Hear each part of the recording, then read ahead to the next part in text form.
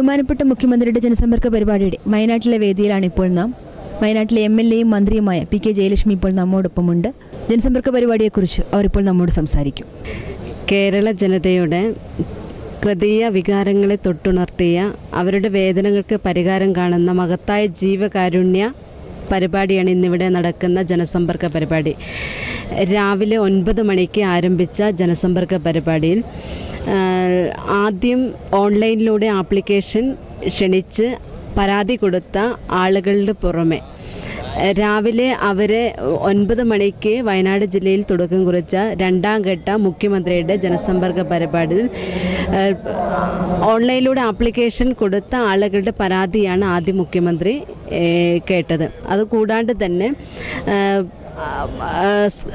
ജില്ലാ തലത്തിലുള്ള സ്ക്രൂട്ടനിങ് കമ്മിറ്റി വിലയിരുത്തി അതിൽ നിന്നും മുഖ്യമന്ത്രിയെ നേരിട്ട് കാണേണ്ട പരാതികൾ അവരെ നേരിട്ട് കാണുന്നതിന് ആദ്യത്തെ രാവിലെ 9 മണി മുതൽ 1 മണി വരെ സമയം ഉപയോഗിച്ചു.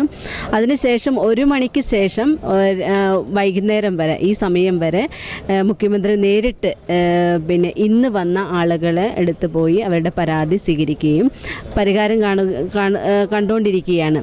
പ്രത്യേകിച്ചും ഇന്ന് ഇവിടെ ഏറ്റവും കൂടുതൽ പരാതിയായിട്ട് വന്നിരിക്കുന്നത് എനിക്ക് തോന്നുന്നു BPL APL പ്രത്യേകിച്ചും മാനദണ്ഡങ്ങൾക്കനുസരിച്ച് അർഹതപ്പെട്ട ആളുകൾ BPL ആക്കുന്നതിനുമായി ബന്ധപ്പെട്ട് പരാതിയാണ് ഏറ്റവും കൂടുതൽ വന്നിരിക്കുന്നത്. അതുപോലെ തന്നെ ചികിത്സയുമായി ബന്ധപ്പെട്ട് പ്രത്യേകിച്ചും മാരക രോഗങ്ങളടക്കമുള്ള ക്യാൻസർ പോലെയുള്ള മാരക രോഗങ്ങളടക്കമുള്ള രോഗികൾ പ്രത്യേകിച്ചും തളർന്നു കിടക്കുന്ന ആളുകൾ ആംബുലൻസിൽ അവരെ നേരിട്ട് ഇവിടെ വന്ന് മുഖ്യമന്ത്രിയെ കാണുന്നതും അവരുടെ പ്രശ്നങ്ങൾക്ക് പരിഹാരം കാണുന്നതിനും ഒരുപാട് എനിക്ക് തോന്നുന്നു ഒരു 2000 ആളുകളോളം ഈ ചികിത്സയുമായി ബന്ധപ്പെട്ട് രാവിലെ തന്നെ വന്നിട്ടുണ്ട്. അവർക്കൊക്കെ മാക്സിമം അവരുടെ ചികിത്സാ ധനസഹായം ആശ്വാസം പകരുന്ന രീതിയിൽ ചികിത്സാ ധനസഹായങ്ങൾ അനുവദിച്ചു കൊടുക്കാൻ സാധിച്ചിട്ടുണ്ട്.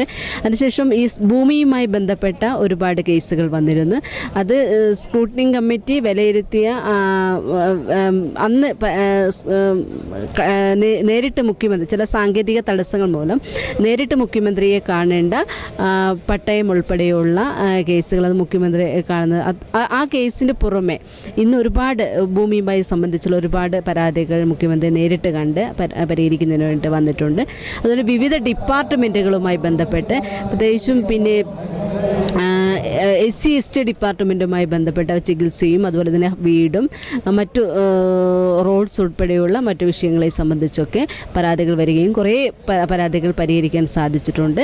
അതുപോലെ തന്നെ ഈ പ്രത്യേകിച്ചും വികലാംഗരായ ആളുകൾ അവരെ സംബന്ധിച്ചു അവരുടെ അല്ലെങ്കിൽ മെഡിക്കൽ ബോർഡിൻ്റെ ഒരു സർട്ടിഫിക്കറ്റ് കിട്ടാത്തതിൻ്റെ അത്തരം പരാതികൾ അല്ലെങ്കിൽ അവർക്ക് അർഹതപ്പെട്ട പ്രത്യേകിച്ചും വികലാംഗരായ ആളുകളെ സംബന്ധിച്ച് അവർക്ക് അവരുടെ റേഷൻ കാർഡ് പോലും APL ആയ ആളുകൾ അത് BPL ആക്കുന്നതുമായി ബന്ധപ്പെട്ട് ഒരുപാട് കേസുകൾ ഞാൻ നേരിട്ട് സാങ്ഷൻ ചെയ്ത ഒത്തിരി കേസുകളുണ്ട്.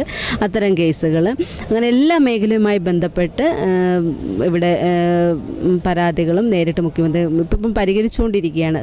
സമയം ഇത്രയായി എനിക്ക് തോന്നുന്നു ഏകദേശം ഒരു 20,000-ഓളം ആളുകൾ പ്രത്യേകിച്ച് മുഖ്യമന്ത്രി നേരിട്ട് കാണുന്ന അവരുടെ പരാതികൾ മുഖ്യമന്ത്രിയുടെ ശ്രദ്ധയിൽപ്പെടുത്തി പരിഹരിക്കുന്നതുമായി ബന്ധപ്പെട്ട് വന്നിട്ടുണ്ട്. പ്രത്യേകിച്ചും 9 ജില്ലകളിൽ ജനസമ്പർക്ക പരിപാടി പൂർത്തീകരിച്ചു. 10ാമത്തെ ജില്ലയാണ് വയനാട് ജില്ല. വയനാട് ജില്ലയിൽ പ്രത്യേകിച്ചും മറ്റു ജില്ലകളെ അപേക്ഷിച്ച് 3 നിയോജക മണ്ഡലം മാത്രമേ ഉള്ളൂ.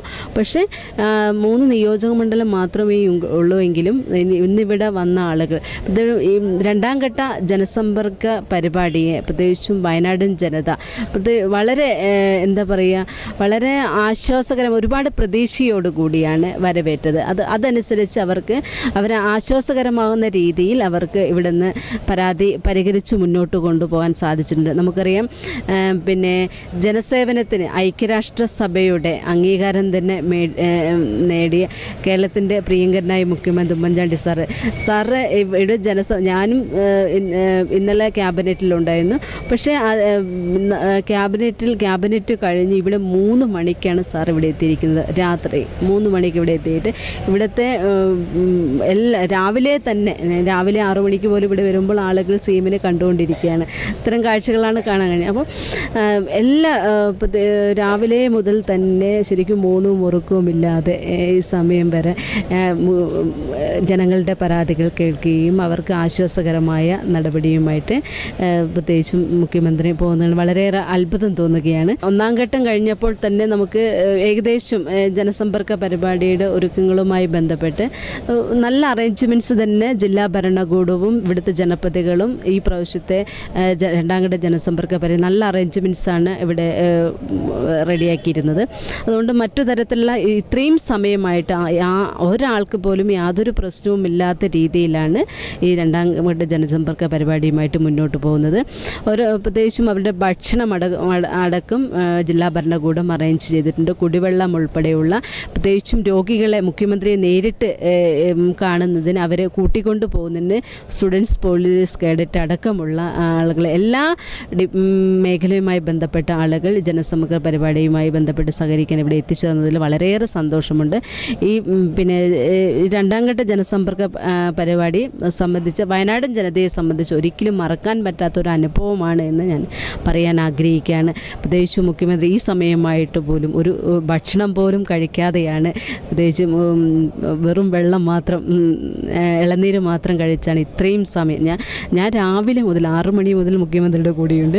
ഒരുപക്ഷെ നമ്മളൊക്കെ ഒരു ഗ്ലാസ് വെള്ളം കുടിക്കാൻ നമ്മൾ മാറി നിന്ന് കുടിച്ചിട്ടുണ്ടെങ്കിൽ പോലും മുഖ്യമന്ത്രിയെ സംബന്ധിച്ച് ഇത്രയും സമയം ഒന്ന് മാറി നിൽക്കാതെ പോലും ജനങ്ങളോടൊപ്പം ജനങ്ങളുടെ പരാതി പരിഹരിക്കുന്നതാണ് ഏറ്റവും കൂടുതൽ മുൻതൂക്കം കൊടുക്കുന്നത്. വളരെയേറെ ഇത് ഒരിക്കലും വയനാടൻ ജനത മാത്രമല്ല, നമ്മുടെ കേരള ജനതയ്ക്ക് തന്നെ ഒരിക്കലും മറക്കാൻ പറ്റാത്ത അനുഭവമാണ് പ്രത്യേകിച്ചും ഈ വർഷത്തെ 2-ാം ഘട്ട ജനസമ്പർക്ക പരിപാടി എന്ന് ഞാൻ പറയാൻ ആഗ്രഹിക്കുകയാണ്.